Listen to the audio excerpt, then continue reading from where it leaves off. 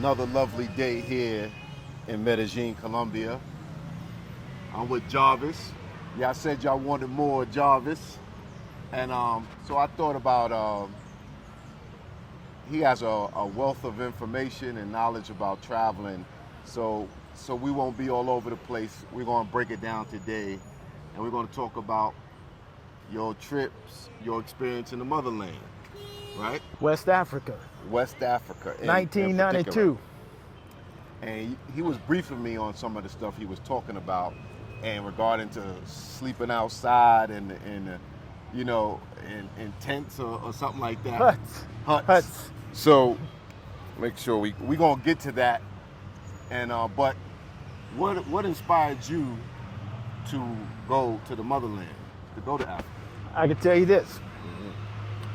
I have been traveling to Europe. We talked about that in a lot of in other videos. We've talked about that.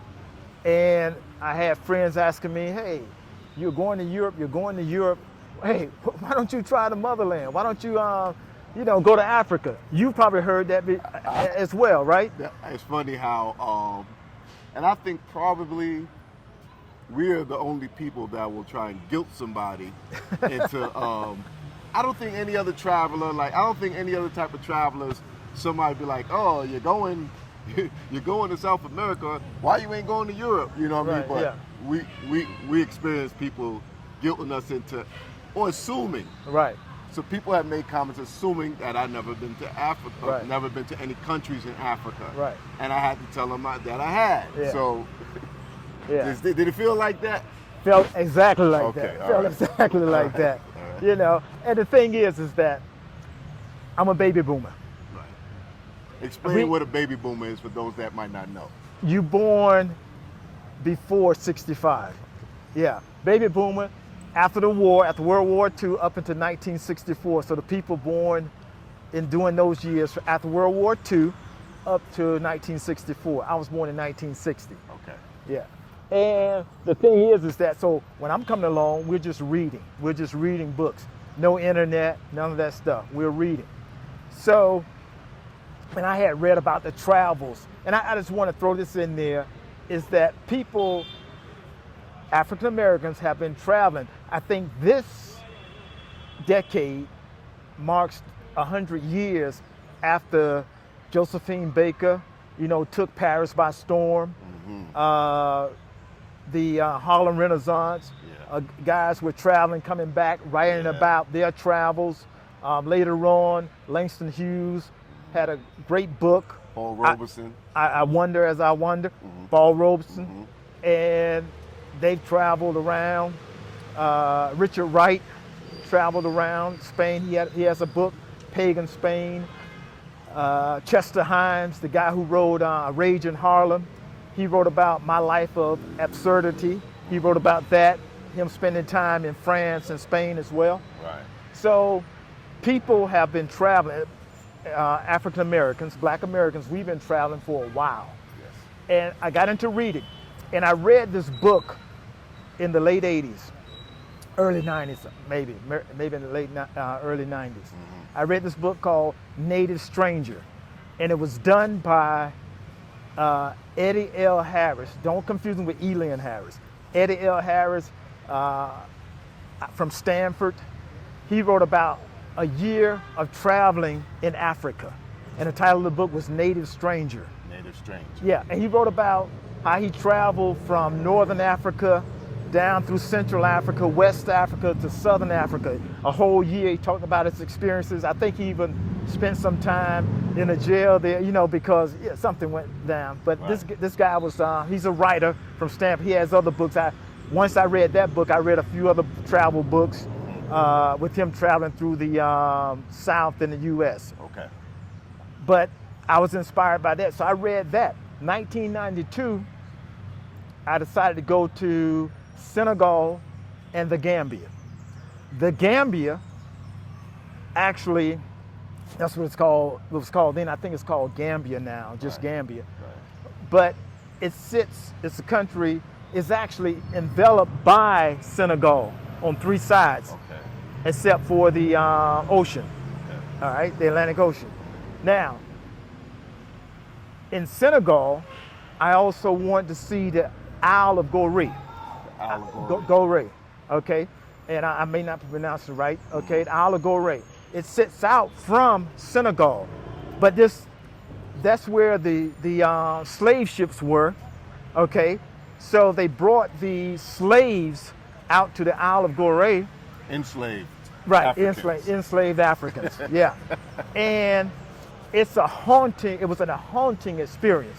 Because I went to Senegal, I flew through Paris, took Air France down to Dakar, Senegal.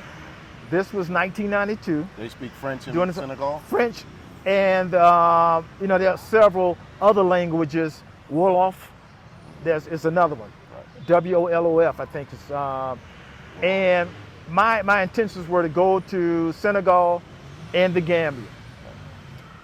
When I got to Senegal in '92, I knew a guy who had been there before. So he kind of hooked me up with somebody. I had someone waiting there at the airport for me. And this guy, he was going to show me around and everything like that. And I'll just tell you this. After talking with him, me on that teacher salary, I was like, hey, man, I can't afford your services, to go around and show me around. Right. Hey, the guy who was here before, he was a businessman. He could pay that so much per day for you to be the tour guide and all that. Right. But for me, I like to travel within a budget. Right.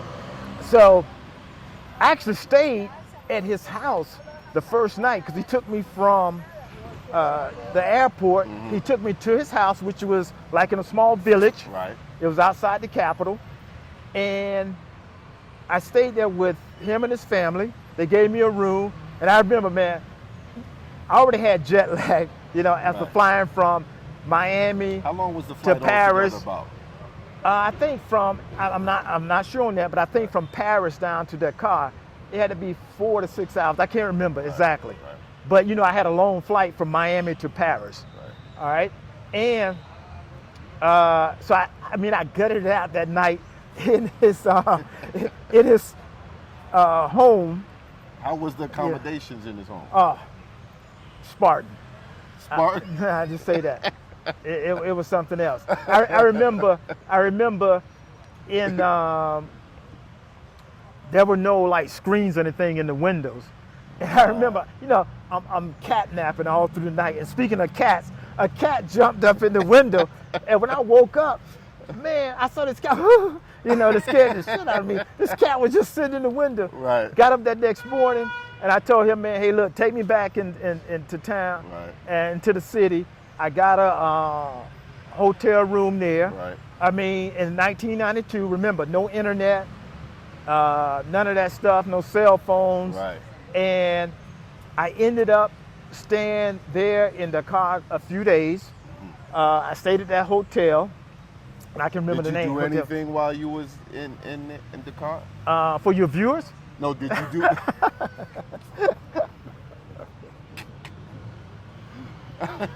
I had a good time. Okay. I had a good time. Whatever you would like to share. All right, I had a good time. Let's keep it like PG-13. But I told you, I went to Isle of Gorée. So the thing is, I took an excursion out there. Right.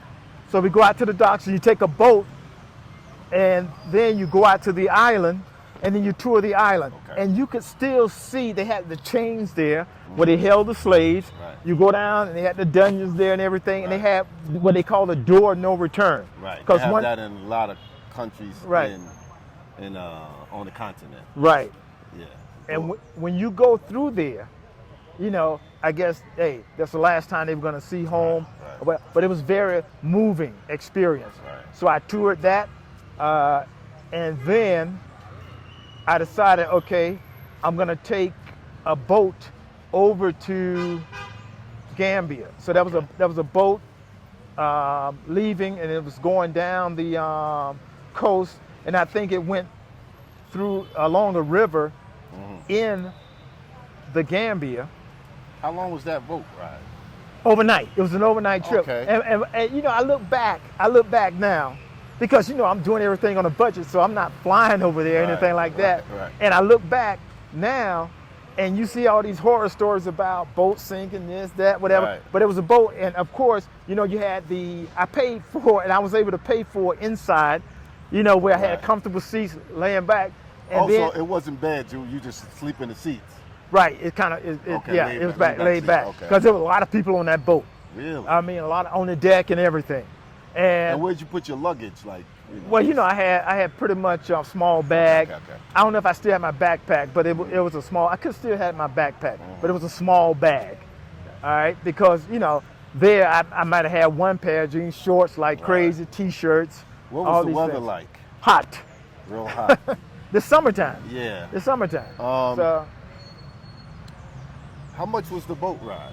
I can't remember. You I don't can't remember. remember. Okay. I do have some notes from that time, and I can tell your viewers, hey, one thing that I was taught: take notes, write it down, because you remember the detailed things. Now, Right, some places in Europe, I did take notes. South America, I took notes, and I have journals of notes. So just take a small little notebook and write down the detailed things that you make. When you're sitting down having a coffee, you may want to write that stuff down. You know, so I mean, it was a beautiful experience. When we docked that morning in Gambia, I'm just talking about the colors at the dock. I mean, all the beautiful colors of the clothes, the beautiful colors of all the fruit and vegetables and people selling things. It was a new experience for me. And the Gambia is like, it's like they have a beach there, though, right? Oh yeah, People go there yeah, for the yeah, beach. yeah. Yeah, it's I like mean, it's on. You talk about the Atlantic Ocean, Right, there. it's all right, like a just the other beach- side. beach Yeah, town, right. city. Yeah, right. Yeah. Because I did some research. I was looking at visiting there, and there's a lot of videos of people, Americans, expats there trying to build up a community and do things there. And they definitely have some challenges there. And the Gambia, and then there's also a big thing of like people like taking advantage of children there. Right. You know what I'm saying? Yeah. And the thing is that Alex Haley traced his roots back to Gambia. Right, right. You know, right. for the movie Roots. Movie Roots. Right. Right. Exactly. The series. And Was there any big difference between the Gambia and Senegal? Senegal? The language. Gambia, Speak English. English. Right. Senegal, French. So I was able to move around a little bit easier there. Now the people there, they did speak, you know, have their local dialect, the local languages there. They also spoke French, but it was a beautiful experience. On my trip, and we always talk about meeting other people. On my trip, I met these French guys, two French guys, and they spoke English, and we were talking, and they went out they wanted to go to the beach. Now I really wasn't going up, you know, being from Fort Lauderdale, South Florida, I wasn't big on like seeing the beach, but anybody coming from Europe, especially been in the cold maybe all winter, they want to see the beaches. So I said, okay, let me just go out there and hang out. So I went out to the beach with them. We had this little hut type of accommodations, you know, very Spartan, but nice and clean. And I remember in '92, that's when Michael Jordan was really big. And I remember going into the village, and I remember walking in. And of course, you're passing all these shops. Hey, come on. I say, no, I'm just, oh, no, just look. And then, you know, once you go in there and look, you're going to buy. Okay? So, I mean, I was passing shop after shop. And the guy was like, come on, no, just look. Oh, I need you, just look. You don't need to buy anything. So I go in one place, next thing you know, this guy come out. He started measuring me, you know, measuring everything, and, you know, showing me this different cloth and stuff. Right. And I did buy some cloth. What do they call it? The Kenta cloth? Kenta cloth? Yeah. So I did buy some of that to bring. 90s, that was like big. Right. Yeah. I brought that back for my mother because, you know, during Black History Month or something like that. And so she had that made into different outfits. But when I was there, the guy came out measuring me, measured my head and everything. You got the kufi too? Yeah, I had everything. And he said, hey, look, he told me the price and I agreed on it. Right. And I bought it. and they said, okay, we'll have somebody deliver it to you at the place you're staying. Where you're staying, we'll have somebody deliver it. So, and I said, okay, that's cool, that's cool. Right. So I went back to my place. The next day, the guy came, and I was thinking, okay, I give him, you know, a little change, you know, some money tip. Okay, give him that tip. Plus, I'll give him one of my Michael Jordan T-shirts, because Michael Jordan was big, and I had my Nike T-shirt, and I thought, okay, this is going to be great for him, Michael Jordan. And because I'm gonna just say, a couple years earlier, when I was in Czechoslovakia in 1990, I met some guys from Africa, and I want to say this: during the communist system, some of the African nations had connections with the Soviet bloc. Okay, so a lot of students went over and studied in Poland, in Czechoslovakia, in Hungary, and I met some brothers, some guys from Africa in Czechoslovakia who were from Guinea-Bissau. Guinea-Bissau? Yeah, okay. That's where they speak I did Portuguese. My DNA roots. Oh yeah? On my father's side. Oh, Guinea-Bissau. Yeah, okay. I gotta go. And, right. And that's, I don't know if that's the reason why I have a liking to Portuguese. Oh, you know. Right. Maybe when I hear it, it's fun. I pick up Portuguese faster than Spanish. Wow. Some wow. reason. Yeah. Wow. Yeah. So I met those guys, and they were big basketball fans, you know, from Guinea-Bissau and also from Angola. Yeah. And so, and I'm just going to say this, I did end up going back to those guys I met during 1990. I did see them in Portugal in 1995. I went to visit them. Okay. But back to Africa, back to the motherland. So we were there. So when I thought, okay, I had the Michael Jordan T-shirt. So I said, okay, I'm going to give him this. He's going to be really excited. You thought he was going to be geeked up on the Michael Jordan. Man, I handed him that shirt, and he was like, who's this? Is he famous? and I was like, yeah, this is Michael Jordan. I guess MJ ain't make it to that little village, Gambia. right, that small village. But it made me realize though, is that what's the people who are famous for us and what's important for us, you know, you got billions of people in the world. Yeah. Hey, it doesn't mean anything. It doesn't mean anything to them, you know. And I thought that, oh yeah, I was, you know, handing him something big, and so that gave me a different outlook as well on life and the world. But now I think, now no longer, because the one thing they try to do to connect with you when I travel around the world is name someone famous, from America, and say you look like him, LeBron James, or they'll say, Wakanda forever, And you know they try to connect with you. But you know the big difference now, and then that internet. That internet brought the world closer. We're talking about 92. So, at any rate, so I left, so I hung around the beach area. So I wanted to go in deeper into the country. So I ended up, I ran into a guy who was in the Peace Corps. He was working in the Peace Corps. So somehow we hooked up, and he was staying with some other Peace Corps workers. I stopped by their place, and they let me stay a night.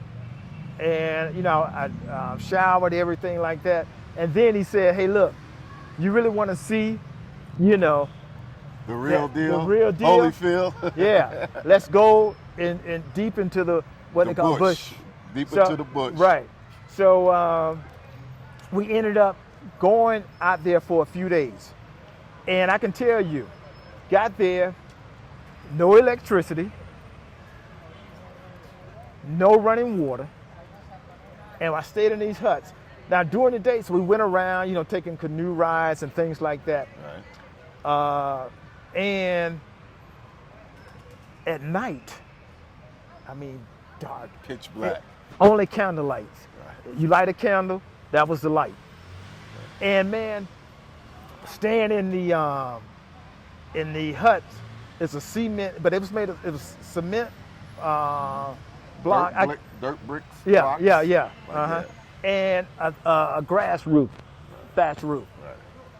And light a candle at night, right? And you had a mosquito net around you. Everywhere I went in Africa, there was a mosquito net. Did you have to take those shots and everything before Oh you yeah, got malaria? oh yeah. And this? I took the yellow fever. I took hepatitis, A, B.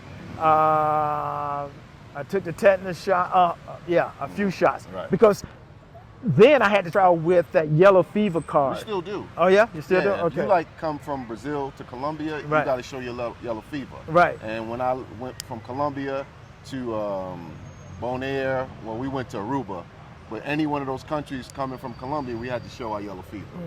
So yeah, it's definitely, depending where you're coming from, if they still have the mosquitoes and the rainforest or whatever, you still got to show it. So we were out there in that hut. And at night, when you had the candle burning, Right. the lizards, big lizards, up in the roof, Right. and you're sleeping, and they're chasing. They're chasing. They bugs. come in right from the light that are coming in from the light, Right, and right. they're actually running up and down, so the dirt is falling. I'm like, God, man. So it was an interesting experience. Then in the morning, for My cup is shower. deteriorating from the whiskey. Yeah. I guess from wetting it. Oh yeah. Yeah. From To wash up. That's Right. the problem. That's the next problem. How was that? so I had 2 buckets. You know, I had 2 buckets. I had one to get myself wet Right. and then How lather big up. is the bucket? Like That was regular big, size? kind of, Okay. you know, the old school tubs. Okay, yeah. So, So you just had to go like this. right, throw it over my head. What if you missed? Hey, then you only have 1 bucket left. Now you got to use that one. And this is cold water. It's cold water. Okay. It's straight from the river. They brought it straight from the river. Okay. All right. So what happened was that they brought that water. Mm-hmm. I used one to get myself wet. Right. I lathered up, Right. and then I had the other bucket to rinse, Right. and that was it. Nothing more than that, you know. And that was just an interesting experience. Right. Then I also had these guys who were. I met some guys who were rosters. I remember, you know, they were smoking and stuff like that. Mm-hmm. There was another village. Went to another village. Okay. And they had, I mean, for like $3 a night, they had a place you could stay, you know, as you move through the bush, because you're taking these taxis. And I remember when you took a taxi, I mean, when we showed up, man, there was about 20 people come out there, yelling and stuff, trying to get you to get in their taxi. Right. Oh man, Right. so Was it the tricycle ones or the regular size? no, regular Okay, cars, all right, regular yeah, cars. Yeah. And I remember I stayed with the guys who were the Peace Corps rosters. guy? Oh, the rosters. Yeah, the rosters. So it was interesting. They smoking, we drinking and stuff like that. They had all that, and then at night you had this. I mean, really simple place to sleep. They had the mosquito net around, Right. but the bathroom, hole in the ground. They had a place where you place your feet, and that was it, buddy. That was it. How far was the pit? I didn't want to look down there. How bad did it smell? Yeah. No, it wasn't Wasn't that smelling. bad? Because you know sometimes like when you go in those porta potties, it's so bad that you can't even go to the bathroom. Yeah, but it's deep. Right, It's deep. so that's It's why I deep. asked. Oh yeah. Depending on how deep it is, Yeah, how it was bad deep. it could be. Okay. It was deep. And did you throw leaves down after you No. went? You just Hey, go? look, let me tell you something. I had a little toilet paper I had. I was doing what I could do Right. and got out of there, man. Because I'm very picky about the bathroom Yeah. thing. You could have ran over That's to why I the don't river, stay in though. hostels anymore. You know. So Yeah, because some people, the way they eat Right. is terrible. Right. So you went these 2 places. Mm-hmm. What about the nightlife? What about the women? there were no. Tell me about hey, that. Separate the 2. Look, wait a minute now. Wait a minute. Okay. We're talking. I spent most of the time in the bush out there, so I didn't do. No girls? There were women out there. Okay. There were women out there because they were trying to marry me off to a few. Hey, look, we got one. The old dude was talking about, oh man, hitting on the butt, boom, boom, boom. Hey, c'est bon, c'est bon. You know, and, oh, yeah, you like this one? It's Yeah, good, it's good. Yeah, Yeah, right, it's yeah. good, it's good. Yeah. And I'm like, hey, man. So the thing, it was, but you know, of course, they were, you know, and I still got my old pictures in the, you know, from the 35 millimeter. Right. I got them in my photo albums and things like that. Right. But it was a great, interesting time. And even in the city now, you know, I told you I had a good time in the capital of Senegal in the car. I had a great time there. I remember meeting this one chick and, you know, taking her out, and I still got pictures. How'd you meet her? Like being assertive. So you walked up to her in the Right. street. Hey, look, I think I can remember was a restaurant, ice cream parlor, Right. whatever. But I do remember meeting her. I remember, and I do have pictures of us out. Right. And this was, but you remember, that was no Tinder, that was no meeting app, you know, dating apps and all this other kind of stuff. Yeah. You know, Don't forget the art of just walking up to a woman and saying hello and introducing exactly, yourself. Exactly. You know, don't ever, you know. Right. Just remember, man, that's the real way to communicate, you know. And it's impressive to women because not everybody has the guts to walk up, to walk up to a woman and say, hey, hello, how are you? Right. My name is this, what's yours? Right. Yeah. And guess what? Some might just ignore you, but there'll be another one coming along after that one. Don't be discouraged. Right. Did you go out to any like clubs? Did they have any like clubs playing American music or anything like that? I didn't go to that. Okay. And I'll be honest with you. At that time, I really wanted to see and get into the culture and things like that. I mean, I would go out at night. I mean, as I walked around, you see the music, the dancing, things like that, the traditional dances. Right. In the villages at night, they did, you know, it was mostly during the daytime. Okay. It was mostly during the daytime stuff when they had things going on, the music and things like that. At night, a little bit. But it was a very, very interesting time. See, we're talking about traveling. At that time, it was rustic. I mean, it was rough. Right. I mean, I had some map. I knew the cities I wanted to go to, but after traveling in Europe, I thought I could go to Africa and move around the same way. I couldn't. Yeah, you can't. I couldn't. Not even to this day. I couldn't. Just to get from one country to another sometimes is very difficult. Right. Yeah. One place needs this visa, needs that visa. You need a sponsoring family. Like, I'm having difficulty getting visas for places I want to go right now in the motherland, in Africa. And I was trying to read up on the guidebooks. I had, at that time, it was a big, Lonely Planet was a big guidebook. Okay. I tried to use that, but you just can't describe it because once you get there, it's totally different from where it's described in the book. So, but it was a great experience for me to see that. And I'm going to say this to, you know, all my friends tell me, hey, you should go to Africa, you should do this. All right. And so I did. I experienced it. But our minds have been conditioned to that U.S. lifestyle, that European lifestyle, that I'll just be honest, at that particular time, it was hard for me to adapt. Yeah. And of course, we're talking about 30 years ago, over 30 years ago. So it's I'm sure it's a lot different now. I hear some great stories from other people who've traveled to different parts of Africa.